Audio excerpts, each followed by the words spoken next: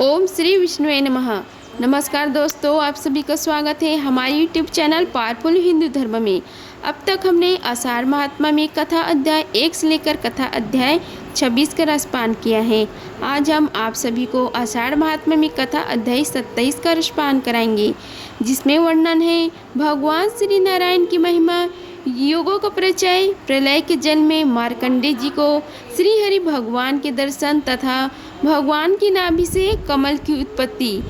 भीष्म जी बोले कि हे ब्राह्मण, आपने भगवान श्री रामचंद्र की महिमा को वर्णन किया। अब पुनः उन्हीं के श्री विष्णु भगवान के महात्माएं प्रतिदिन कीजिए। उनकी नाभि से वह सूर्णमय कमल कैसे उत्पन्न हुआ, प्राचीन काल में वैष्णवी सृष्टि कमल के भीतर कैसे हुई, धर्मात्मा मैं श्रद्धापूर्वक सुनने के लिए बैठा हूँ। अतः आप मुझे भगवान नारायण का यश अवश्य सुनाइए। पुलस्त जी कहते हैं कि हे कुरुश्रेष्ठ, तुम उत्तर कुल में उत्पन्न हुए हो, अतः तुम्हारे हृदय में जो भगवान श्री नारायण के यशों को सुनने की उत्कंठा हुई है, यह उचित है। पुराणों में जैसा वर्णन किया है, देवताओं के मुख से जैसे सुना है तथा देवयान व्यास जी की अपनी तपस्या से देखकर जैसे बतलाया है, वह अपनी बुद्धि के अनुसार मैं तुमसे कहूँगा। यह विश्व परम पुरुष श्री नारायण का स्वरूप है। इसे मेरे पिता ब्रह्म जी भी ठीक नहीं जानते, फिर दूसरा कौन जान सकता है। हे भगवान नारायण ही महर्षियों के गुप्त रहस्य हैं। सब कुछ देखने और जानने वालों के परम तत्व, अध्यात्म वेताओं के अध्यात्मा, आदिदेव तथा आदिभूत हैं। वे ही परम ऋषियों के परब्रह्म हैं। वेदों में प्रतिपादित यज्ञ उन्हीं का स्वरूप है। हे विद्वान पुरुष उन्हीं को तप मानते हैं, जो कर्ता कारक, मन, बुद्धि, क्षेत्रज्ञ, प्रणव पुरुष, शासन करने वाले और अद्वितीय समझते जाते हैं, जो 5 प्रकार के प्राण, अपान, व्यान, उदान और समान, ध्रुव एवं अक्षर तत्व हैं। वे ही परमात्मा नाना प्रकार के भावों द्वारा प्रतिपादित होते हैं। वे ही परब्रह्म हैं तथा वे ही भगवान की सबकी सृष्टि और संहार करते हैं। उन्हीं आदि पुरुष की हम लोग यजन करते हैं। जितनी कथाएं हैं, जो श्रुतियां हैं, जिसे धर्म कहते हैं, जो धर्मपरायण पुरुष हैं और जो विश्व तथा विश्व के स्वामी हैं, वे सब भगवान श्री नारायण का ही स्वरूप माने गए हैं।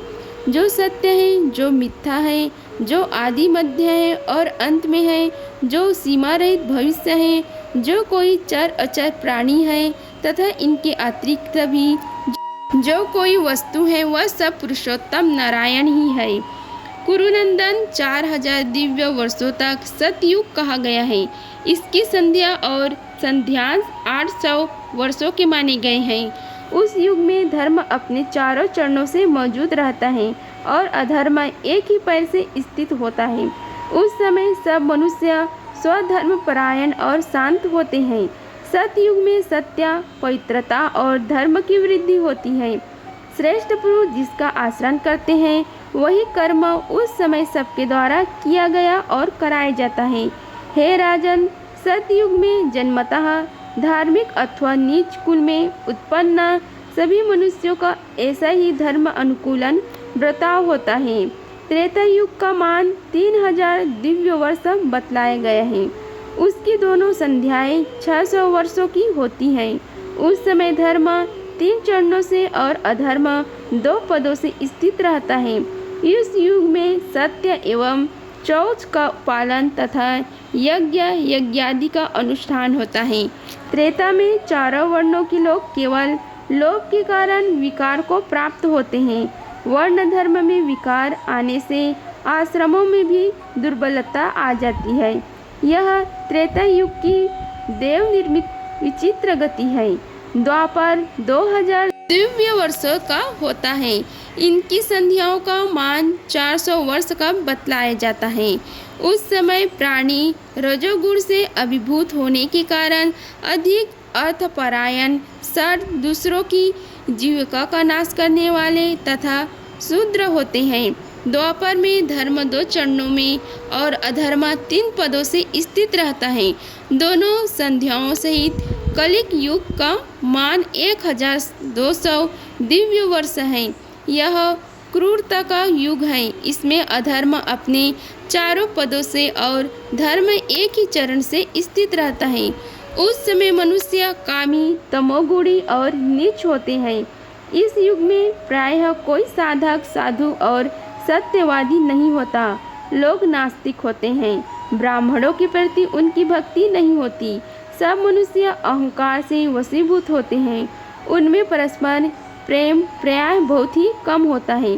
कलिग युग में ब्राह्मणों के आचरण शूद्रों से, देवताओं के भी आराध्य देव, देवताओं से बढ़े चढ़े कमल से चिन्हित जटा धारण करने वाले, धनुधर, भीम रूप और धर्म के लिए पराक्रम करने वाले हैं। ब्रह्मवेताओं में श्रेष्ठ ब्रह्म जी की इस प्रकार स्तुति की गई। तब वे विनत भाव से खड़े हुए श्री रामचंद्र जी का हाथ पकड़कर बोले, हे रघुनंदन, आप साक्षात श्री विष्णु हैं। देवताओं का कार्य करने के लिए इस पृथ्वी पर मनुष्य रूप में अवतरित हुए हैं। हे प्रभु, आप देवताओं का संपूर्ण कार्य कर चुके हैं। अब गंगा जी के दक्षिण किनारे श्री वामन भगवान की प्रतिमा को स्थापित करके आप अयोध्यापुरी को लौट जाइए और वहां से परम धाम को पधारिए। ब्रह्म जी से आज्ञा पाकर श्री रामचंद्र जी ने उन्हें प्रणाम किया और पुष्पक विमान पर चढ़कर वहां से मथुरापुरी की यात्रा की। वहां पुत्र और स्त्री सहित शत्रुघ्न जी से मिलकर श्री रामचंद्र जी ने भरत और सुग्रीव के साथ बहुत संतुष्ट हुए। शत्रुघ्न ने भी अपने भाइयों को उपस्थित देख उनके चरणों में मस्तक नवाकर प्रणाम किया। उनके पांचों अंग, दोनों हाथ, दोनों घुटने और मस्तक धरती का स्पर्श करने लगे। श्री रामचंद्र जी ने भाइयों को उठाकर छाती से लगा लिया। तदंतर भरत और सुग्रीव भी शत्रुघ्न से मिले। जब श्री रामचंद्र जी आसन पर विराजमान हुए तब शत्रुघ्न ने फुर्ती से आघार्य निवेदन करके सेना मंत्री आदि 8 अंगों से युक्त अपने राज्य को उनके चरणों में अर्पित कर दिया। श्री रामचंद्र जी के आगमन का समाचार सुनकर समस्त मथुरावासी, जिनमें ब्राह्मणों की संख्या अधिक थी, उनके दर्शन के लिए आए। भगवान से समस्त सचिवों, वेद के विद्वानों और ब्राह्मणों से बातचीत करके 5 दिन मथुरा में रहकर वहां से जाने का विचार किया। उस समय श्री राम ने अत्यंत प्रसन्न होकर शत्रुघ्न से कहा, तुमने जो कुछ मुझे अर्पण किया है वह सब मैंने तुम्हें वापस दिया। अब मथुरा के राज्य पर अपने दोनों पुत्रों का अभिषेक करो। ऐसा कहकर भगवान श्री राम वहाँ से चल दिए और दोपहर होते होते गंगा तट पर महोदय तीर्थ पर पहुँचे।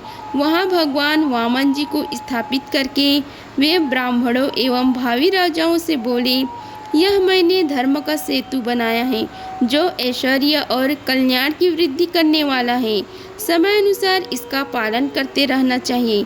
किसी प्रकार का इसके उल्लंघन करना उचित नहीं है। इसके बाद भगवान श्री राम वनराज सुग्रीव को किष्किंधा भेजकर अयोध्या लौट गए और पुष्पक विमान से बोले, अब तुम्हें यहाँ आने की आवश्यकता नहीं होगी। जहाँ धन के स्वामी कुबेर हैं वहीं रहना। तदंतर श्री रामचंद्र जी संपूर्ण कार्यों से निवृत्त हो गए। अब उन्होंने अपने लिए कोई कर्तव्य शेष नहीं समझा। हे भीष्म, इस प्रकार मैंने श्री राम की कथा के प्रसंग में भगवान श्री वामन के प्रगटाई की वार्ता भी तुम्हें कह दी। अगर आप सभी को हमारी वीडियो पसंद आई होगी तो वीडियो को लाइक कीजिए, चैनल को सब्सक्राइब कीजिए और कमेंट बॉक्स में ओम नमो भगवते वासुदेवाय लिखे। धन्यवाद। मिलते हैं अगले वीडियो में, तब तक के लिए जय श्री राधे कृष्णा।